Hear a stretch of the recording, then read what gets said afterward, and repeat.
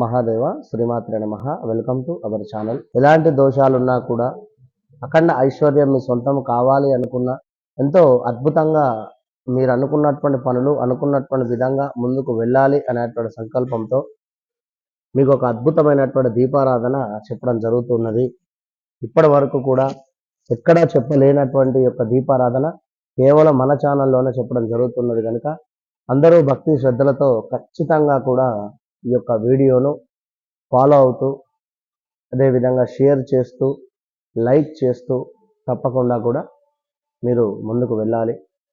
ఎందుకంటే మీ సపోర్ట్ తప్పకుండా మాకు కావాలి కనుక మరి ఈ యొక్క నవరాత్రులలో రాహుకాలంలో ఎప్పుడైతే రాహుకాలం ఉంటుందో ఒక మంగళవారం కానీ ఒక శుక్రవారం కానీ లేదా ఒక శనివారం కానీ అదేవిధంగా ఆదివారం కానీ ఈ యొక్క నవరాత్రులలో మీరు మనం చెప్పేటువంటి యొక్క దీపము వెలిగించినట్టయితే అదృష్టాన్ని మీకు తెచ్చిపెట్టేటువంటి దీపంగా ఇది చెప్పడం జరుగుతూ ఉంటుంది. అద్భుత దీపం ఇది. తప్పకుండా మీకు ఐశ్వర్య దీపం కంటే కూడా ఈ అద్భుత దీపం వల్ల నవరాత్రులలో వితిన్ ఈ 11 to 21 డేస్లోనే చెడు ప్రభావితం కానీ లేదా మనీ ఫ్లోటింగ్ కానీ ఇబ్బందిగా ఉంది అనుకునేటువంటి భావనలో కానీ మీరు ఈ యొక్క దీపాన్ని పెట్టడం వల్ల ఎంతో అద్భుతమైనటువంటి ఫలితం ఉంటుంది అని చెప్పడం జరుగుతుంది. ఎందుకంటే ఇక్కడ జాతకరీత్యా ఉండేటువంటి దోషాలు ఉంటుంది ఎన్నో కూడా.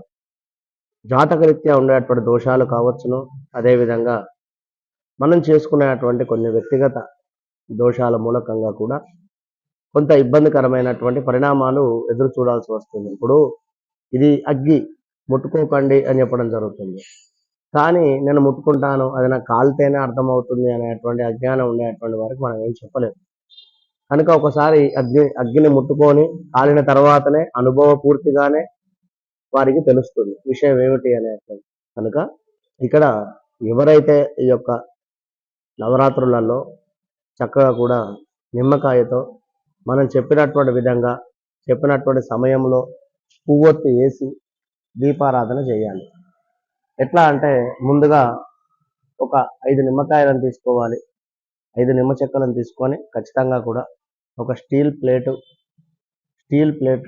చక్కగా కూడా స్టీల్ ప్లేట్లో కొంత పసుపు వేసుకొని స్టీల్ ప్లేట్ను మొత్తము కూడా పసుపుతో కంప్లీట్గా కూడా రాసిన తర్వాత ఆ యొక్క స్టీల్ ప్లేటు మధ్యలో చక్కగా కూడా అష్టదళ పద్మం వేయాలి.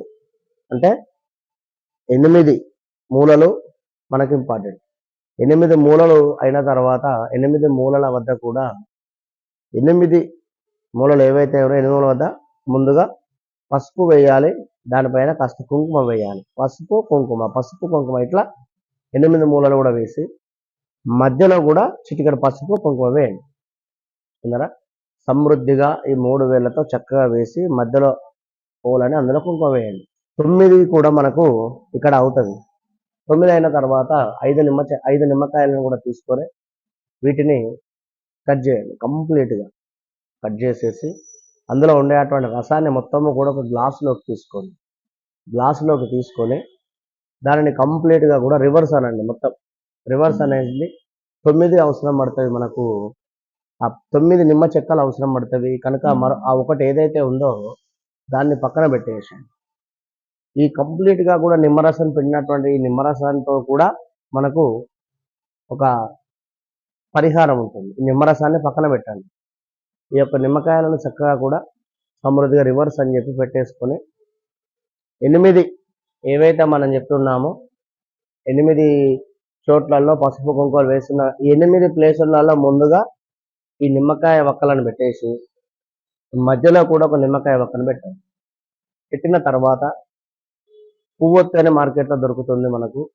ఈ యొక్క పువ్వొత్తి ఏదైతే ఉంటుందో ఆ యొక్క పువ్వొత్తిని ఈ 9 కూడా వేసేసి చక్కగా ప్యూర్ నెయ్యి పోయండి. కొంత పోసిన తర్వాత చక్కగా కూడా దీపారాధన చేయండి. మొత్తము ఇదంతా రాహుకాలంలో మీరు ఇంట్లో చేసుకుంటారా, ఏదైనా దేవాలయంలో చేసుకుంటారా, మీ ఇష్టం చేసుకోండి. ఒకవేళ దేవాలయానికి వెళతాము అని అనుకునేటువంటి సందర్భంలో ఖచ్చితంగా కూడా ఈ ఏదైతే మనకు మిగిలినటువంటి మనకు నిమ్మ చెక్కల నుండి తీసినటువంటి రసాంతోటి నిమ్మకాయ పులిహోర కలపండి. కలిపి అందులో శనగపప్పు ఎక్కువగా క్వాంటిటీ వేసి, పల్లీలు ఎక్కువగా వేసి, చక్కగా కూడా పోపు చేసి దీనిని తీసుకువెళ్ళి దేవాలయంలో నలుగురికి కూడా పంచేటువంటి ప్రయత్నం చేయండి. రాహుకాలం సమయంలో ఎస్పెషల్లీ మంగళవారాలు, శుక్రవారాలు, ఆదివారాలు ఇంపార్టెంట్.